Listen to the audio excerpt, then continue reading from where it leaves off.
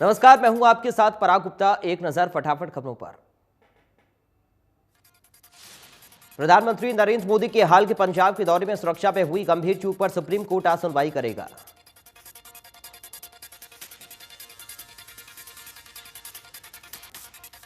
Chief justice NV Ramana, justice Surya Kant और justice हिमा कोहली की पीठ एनजीओ लॉयर्स वाइस की याचिका पर सुनवाई करेगी।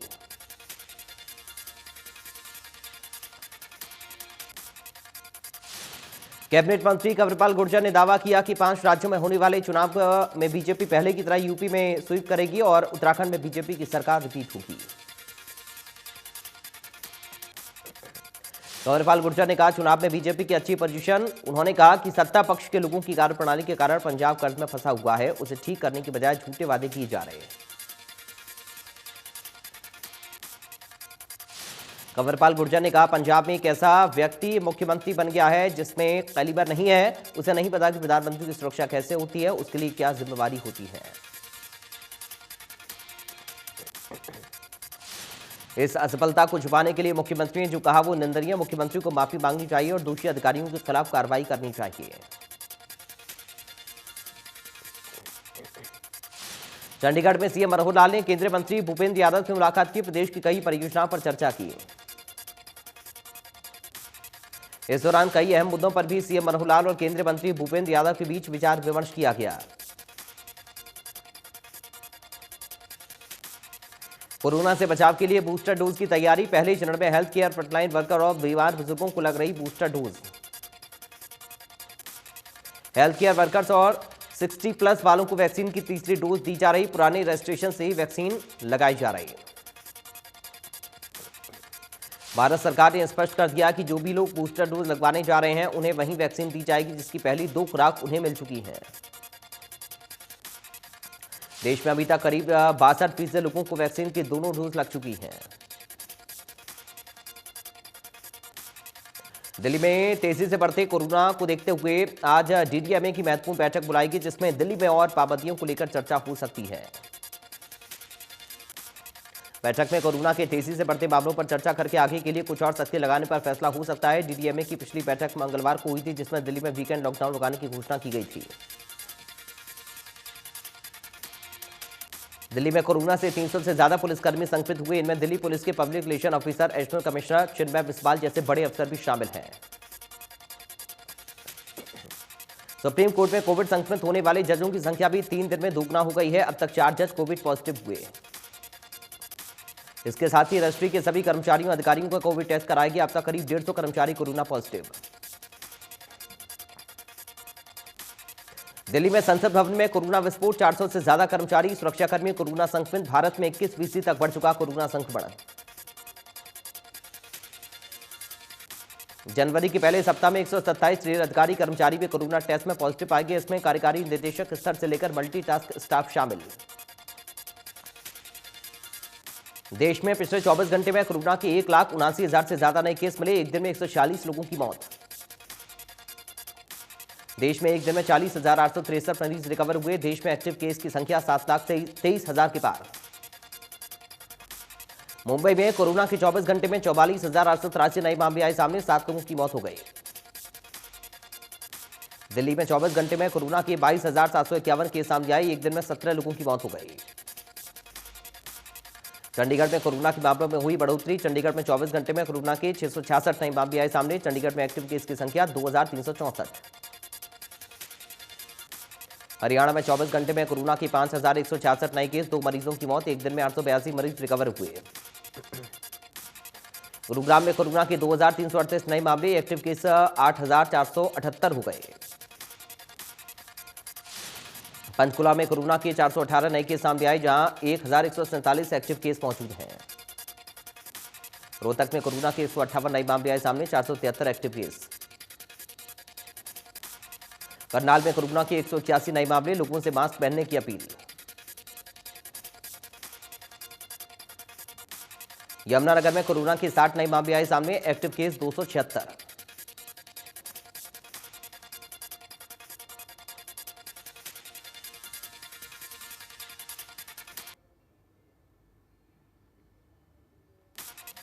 फरीदाबाद में कोरोना के 878 नए मामले आए सामने, जिसके बाद संक्रमितों की संख्या 2084 हो गई।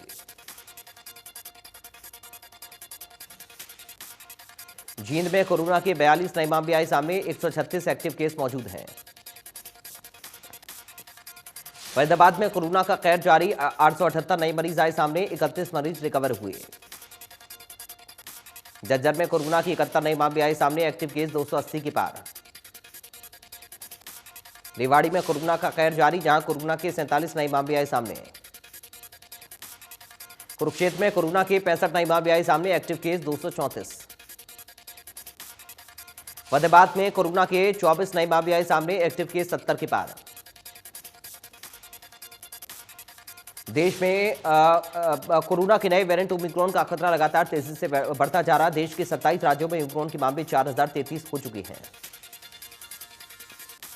महाराष्ट्र में ओमिक्रॉन के 207 नए मामले आए सामने, राज्य में ओमिक्रॉन के कुल 1009 मामले हो गए। दिल्ली में एक दिन में ओमिक्रॉन के 114 नए केस सामने आए। इसके साथ ही दिल्ली में ओमिक्रॉन के कुल 513 मामले हो गए।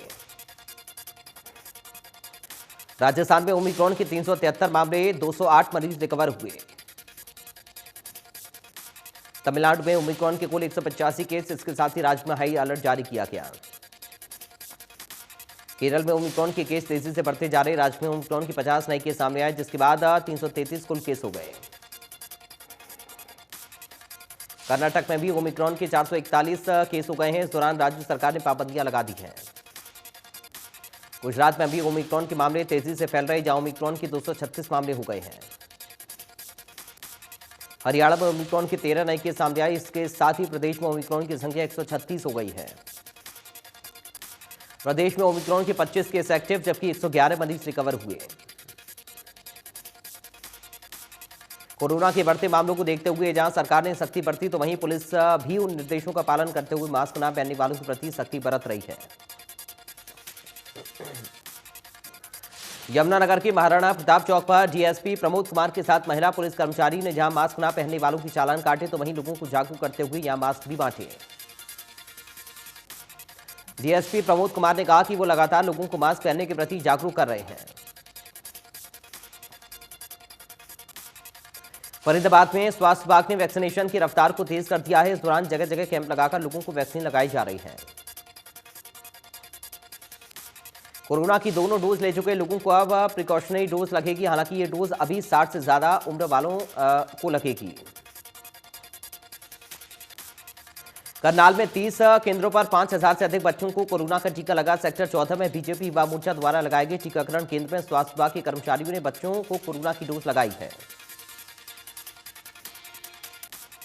कैबिनेट मंत्री चौधरी रणजीत सिंह चौटाला ने कहा कि ओमिक्रॉन के बढ़ते मामलों को देखते हुए प्रदेश की जेलों में भी पुख्ता प्रबंध किए गए हैं। रेगुलर मुलाकात बंद कर दी गई है ताकि जेलों में कोरोना का फैलाव ना हो। साथ ही उन्होंने कहा कि जेल स्टाफ को भी कम से कम बाहर जाने की हिदायत दी गई है, क्योंकि बाहर से वायरस का फैलाव होने की संभावना बढ़ जाती है। नए कैदियों को भी क्वारंटीन पीरियड पूरा करने के बाद जेलों में लाया जा रहा है। मंत्री रणजीत सिंह चौटाला ने कहा कि पिछली बार की तरह अगर कैदियों के संबंध में सुप्रीम कोर्ट के निर्देश आते हैं तो उन पर अमल किया जाएगा। ओमिक्रॉन मरीजों की संख्या बढ़ने के सवाल पर उन्होंने कहा कि नंबर ऑफ केसों में जरूरी बढ़ोतरी हो रही है। देश भर में करीब 2 लाख एक्टिव केस हैं, लेकिन अब तक अस्पताल में काफी कम संख्या में मरीज दाखिल हैं। लोग सावधानी बरतकर कोरोना को हरा सकते हैं। 23 जनवरी को सुभाष चंद्र बोस जयंती पर होगा कार्यक्रम। जिले के मंगलसेन ऑडिटोरियम में होगा कार्यक्रम। नेताजी सुभाष चंद्र बोस की जयंती बीजेपी पराक्रम दिवस के रूप में मनाएगी, जिसमें युवा आजाद हिंद फौज के गीत का गुणगान करते हुए तिरंगे को फहराया जाएगा। मेवात के रूप में बढ़ती गौ तस्करी को लेकर गौरक्षक दल टीम ने सोना विधायक कंवर संजय सिंह के कार्यालय पर पहुंचकर विधायक से मुलाकात की। बढ़ती गौ तस्करी पर रोक लगाने की मांग की। गौरक्षक दल के पदाधिकारियों ने मीडिया को जानकारी देते हुए बताया कि नूह मेवात में गौ तस्कर इस कदर हावी होते जा रहे हैं कि पुलिस पार्टी पर भी हमला कर पुलिस की गाड़ियों को क्षतिग्रस्त कर रहे हैं। गौरक्षक दल के सदस्यों ने विधायक से मुलाकात करते हुए गौकशी पर लगाम लगाने के लिए विधायक से गुहार लगाते हुए कहा कि विधायक प्रदेश के मुख्यमंत्री मनोहर लाल से मिलकर उनको गौकशी के बारे में अवगत कराएं। उन्होंने कहा कि मेवात में पुलिस की संख्या को बढ़ाया जाए, साथ ही सभी पुलिसकर्मियों को हथियारों से लैस किया जाए ताकि नूंह में बढ़ती गौ कशी और गौ तस्करी पर रोक लगाई जा सके।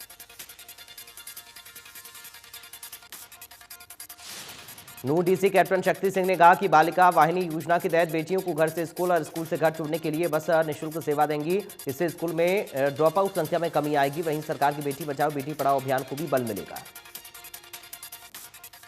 जिले में कॉलेज, स्कूल और आईआईटी में पढ़ने वाली लड़कियों के लिए 24 बसें चलेंगी। डीसी कैप्टन शक्ति सिंह ने बताया कि बालिका वाहिनी योजना प्रदेश के उन गांवों में चलाई जा रही है जहां बेटियों को स्कूल पहुंचने में कई किलोमीटर की दूरी तय करनी पड़ती है। जिले के अभिभावकों ने सरकार की इस पहल का स्वागत करते हुए कहा कि आप बेटियों को स्कूल कॉलेज आने जाने में धक्के नहीं खाने पड़ेंगे। लड़कियों की साक्षरता दर बढ़ेगी। जिले में ड्रॉप आउट पर लगाम लगेगी। कोरोना महामारी के बीच मनोर सरकार ने बिजली अधिकारियों को दिशा निर्देश जारी किए हैं। स्वास्थ्य केंद्रों को निरंतर विद्युत आपूर्ति देने के आदेश। जिला अस्पतालों, सामुदायिक स्वास्थ्य केंद्रों, प्राथमिक स्वास्थ्य केंद्रों, ऑक्सीजन निर्माण औद्योगिक इकाइयों और राज्य के अन्य स्वास्थ्य केंद्रों में बिजली आपूर्ति की निरंतरता बनाए रखने के लिए निगम ने जिला स्तर पर नियंत्रण कक्ष स्थापित किए हैं। पंचकुला और रोहतक जोन में बिजली के लिए आपातकालीन नंबरों की सूची जारी कर दी गई है। इसके अलावा बिजली से संबंधित किसी भी समस्या के लिए विभाग ने टोल फ्री नंबर भी जारी किया है। यमुनानगर की अनाज मंडी में हरियाणा भर से पहुंचे बर्खास्त 1983 पीटीआई टीचर्स और उनके परिजनों ने अनाज मंडी शेड में पहुंचकर नारेबाजी की। यमुनानगर की अनाज मंडी में हरियाणा भर से पहुंचे बर्खास्त पीटीआई टीचर्स का कहना है कि उनके साथ ड्राइंग टीचर भी आ चुके हैं और वो अपनी बीवी बच्चों समेत यहां पर पहुंचे हैं। जब तक नौकरी की बहाली नहीं होती तब तक वो यहीं पर डटे रहेंगे।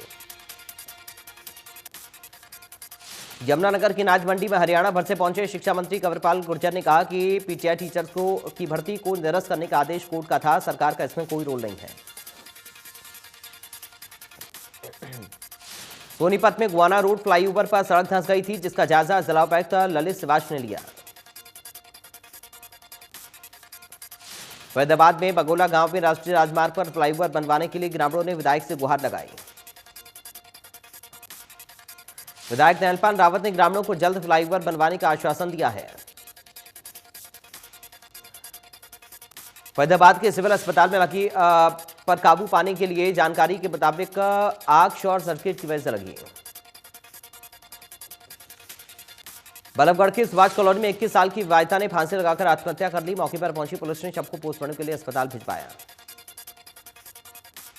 बल्लभगढ़ के सुभाष कॉलोनी में करीब 7 महीने पहले शादी हुई थी। महिला को सिविल अस्पताल में लाया गया, जहां डॉक्टर्स ने उसे मृत घोषित कर दिया।